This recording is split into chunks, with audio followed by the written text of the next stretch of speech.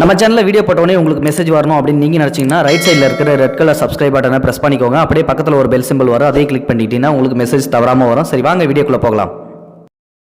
நண்பர்களே, அந்த காலத்துல டிவிஎஸ் பஸ் நிறுவனம் தான் தமிழகம் எங்கும் பஸ் போக்குவரத்தை நடத்தி வந்துகிட்டு இருந்தாங்க அப்படின்னு சொல்லி நம்ம கேள்விப்பட்டிருக்கோம். டிவி பஸ் முதலாளியை பற்றி கடந்த வாரம் என்னோட மரியாதைக்குரிய ஒரு நண்பர் ஒருத்தர் மூலமா ஒரு அற்புதமான விஷயத்தை நான் கேட்டேன். அந்த நிறுவனம் இத்தனை நூற்றாண்டுகளா புகழ் வாய்ந்தது பெரிய அளவில் உயர்ந்து நிற்க அதுதான் காரணம்னு கூட சொன்னார்.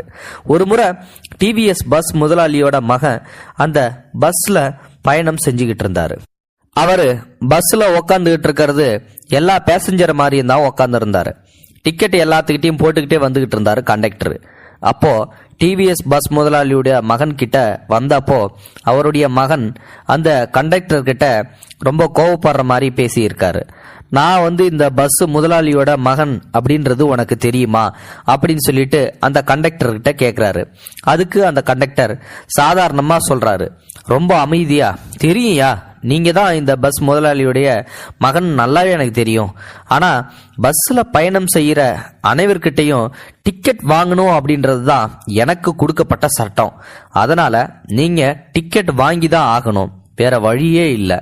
எனக்கு கொடுத்த வேலையை நான் சரியா செய்யணும்னா நீங்க டிக்கெட் வாங்கணும். அப்படி டிக்கெட் வாங்கல அப்படின்னா உங்களை இங்கேயே இறக்கி விட வேண்டி இருக்கும் அப்படின்னு சொல்லிட்டு கண்டக்டர்கிட்ட ரொம்ப கோபமா டிக்கெட்டை வாங்கிட்டு பயணம் செஞ்சாரு அந்த பஸ் கம்பெனியோடைய முதலாளியோட மகன். நடந்த விஷயங்களை கேள்விப்பட்ட டிவிஎஸ் முதலாளி ரொம்ப கோபத்தோட அந்த கண்டக்டரை நாளைக்கு என் ஆபீஸுக்கு வர சொல்லுங்க, என்னை பார்க்க சொல்லுங்க அப்படின்னு சொல்லி உத்தரவும் போட்டிருக்காரு. உடனே அந்த கண்டக்டருக்கு கவலையாயிடுச்சு. இந்த விஷயத்தை கேள்விப்பட்டு முதலாளி நம்மளை வர சொல்லியிருக்காரு அப்படின்னு சொல்லிட்டு அந்த கண்டக்டர் கவலையோட வீட்டுக்கு உடனே தன்னோட தாயோட மடியில தலை சாச்சிக்கிட்டு நாளையிலிருந்து எனக்கு வேலையும் போயிடும்னு நினைக்கிறேன். ஏன்னா என் முதலாளியோட மகன்னு தெரிஞ்சும் நான் டிக்கெட் போடுவேன்னு சொல்லி சொன்னேன்.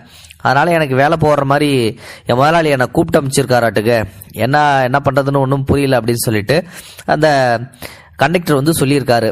அதுக்கு அந்த ஏழை தாய் சொல்லியிருக்காங்க, கவலைப்படாத மகனே, எந்த நிலை வந்தாலும் கடமையை நேர்மையா செய், மற்றதை கடவுள் பார்த்துக்குவாருன்னு சொல்லியிருக்காங்க.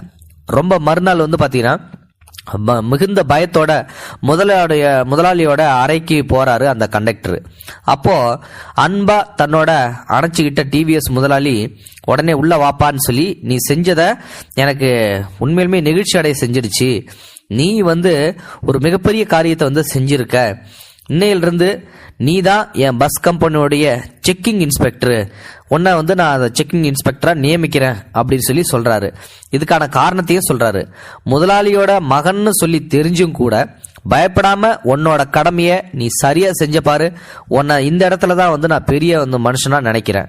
அதனால உனக்கு இந்த அதிகாரி போஸ்டிங் கொடுத்தே ஆகணும், நீ தான் இந்த அதிகாரியா இருக்கணும் அப்படின்னு சொல்லிட்டு அந்த தாயோடைய வார்த்தைகள் எவ்வளவு பெரிய வேதம் மிகுந்த வார்த்தை அப்படின்னு சொல்லிட்டு அந்த பஸ் கண்டக்டருக்கு அப்பதான் புரிஞ்சிருக்குது. அதனால இந்த அவரோட பின்னாடி பல பஸ் கம்பெனிக்கு முதலாளியும் ஆயிருக்காரு.